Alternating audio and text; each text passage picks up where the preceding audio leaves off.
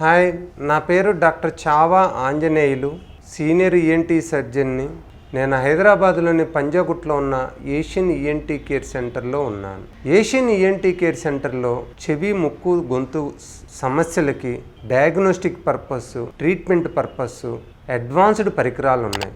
కాక్లియో vestibular lab to diagnose the inner ear problems, endoscopic evaluations especially to check the laryngeal problem, and allergic skin prick test to know the allergens which are causing the problem.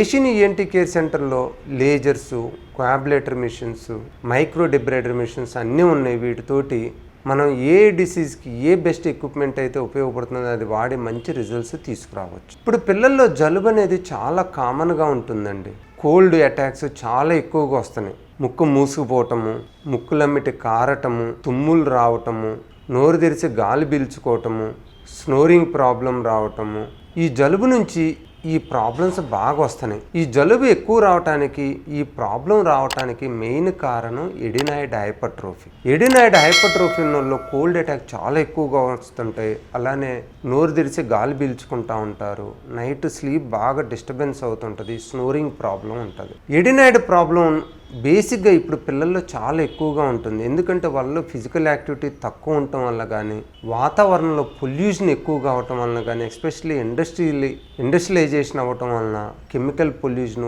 Dust pollution ఎక్కువ అవుతుంది.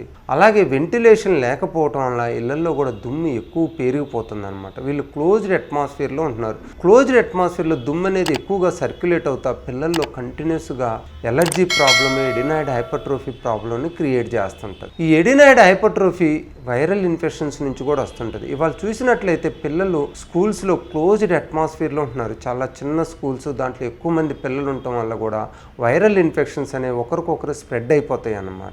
ఈ viral infection నుంచి, దుమ్ముధూళ నుంచి, physical activity లేకపోవటం వలన ఈ adenoid hypertrophy వస్తుంది. Adenoid hypertrophy ఉన్నప్పుడు మనము ఎండోస్కోపీ విధానం ద్వారా, ఎక్స్రే ద్వారా దాన్ని డయాగ్నోజ్ చేసుకోవాలి. ఎవరికైతే మెడిసిన్స్తో తగ్గదో ఎడినాయిడ్ హైపర్ట్రోఫీ, వాళ్ళకి ఎడినాయిడ్ని మనం కోఆబ్యులేటర్ ద్వారా తీసేసినట్లయితే పూర్తిగా నయమైపోతుంది, ప్రాబ్లం కూడా సాల్వ్ అవుతుంది.